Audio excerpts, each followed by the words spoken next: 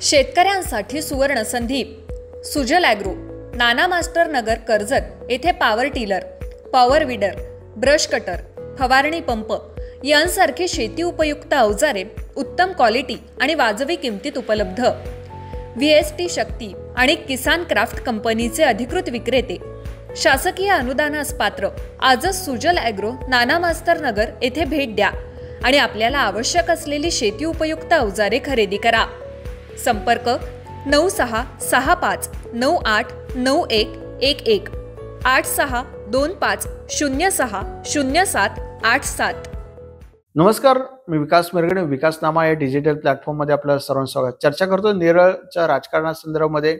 एकेकाळी नेरळच्या राजकारणामध्ये टोकरे, भगवान चंचे, मंगेश मस्कर असे दिग्गज नेते होते. मात्र त्यांच्यानंतर राजकीय वेगवेगळे पक्ष आपल्याला पाहिजे. टोकरे हे शिंदेच्या शिवसेनेत आहे, चंचे अजित पवार गटामध्ये, मंगेश मस्कर भाजपमध्ये स्थिरावले. अशा वेळेला भगवान चंचे आता सुद्धा एक निर्णय घेण्यात तयारीत आहेत. मग जिल्हा परिषदेमध्ये निवडणूक लढवत आहेत का, पंचायत समितीला निवडणूक लढवत आहेत का, त्यामुळे येत्या काळामध्ये ते सक्रिय होताना आपल्याला दिसून येत. त्यांनी सुद्धा आता बैठका ज्या आहेत त्या घ्यायला सुरुवात केली दिसून येते.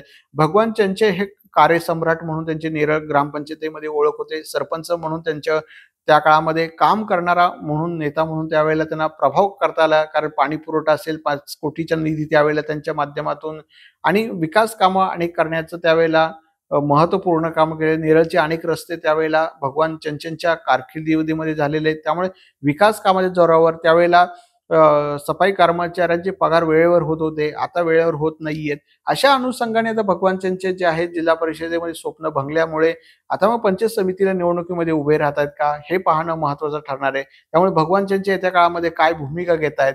मग मिसेसला उभं करतायत का, पंचायत समितीला स्वतः उभं राहतायत का, मग बाबा राजकारण न करता मग नेरळ साधारणपणे येणाऱ्या ग्रामपंचायत निवडणुकीमध्ये मग नेरळची भूमिका काय असू शकते का, हे पाहणं महत्वाचं ठरणार आहे. त्यामुळे भगवान चंचे वेगवेगळ्या कामातून सोशल मीडिया, आपल्या ज्या सोशल मीडियातून पण ते अग्रेसिव्ह असतात की सोशल मीडियावर ते सुद्धा बऱ्यापैकी सक्रिय असतात. त्या मूळ मुद्दा असा आहे की आदिवासी समाजाचे त्यांच्याशी असलेले संबंध, नेरळ परिसरामध्ये त्यांना मानणारा एक मोठा वर्ग, या अनुषंगाने जर बघितलं तर मग भगवान चंचे काय करिश्मा करून दाखवतायत का, हे पाहणं महत्वाचं ठरणार आहे. त्यामुळे भगवान चंचे सध्या कामाला लागले दिसून येत आहेत. आता भूमिका काय घेतात हे पाहणं महत्वाचं राहणार आहे. धन्यवाद. तुमच्या जाहिरातीसाठी एक संधी मोठ्या प्रेक्षकांपर्यंत पोहोचवा. व्यवसाय असो किंवा इव्हेंट, विकासनामा सोबत जाहिरात करा. स्क्रीनवरील नंबरवर आजच संपर्क करा. विकासनामा, तुमचा आवाज, तुमची जाहिरात.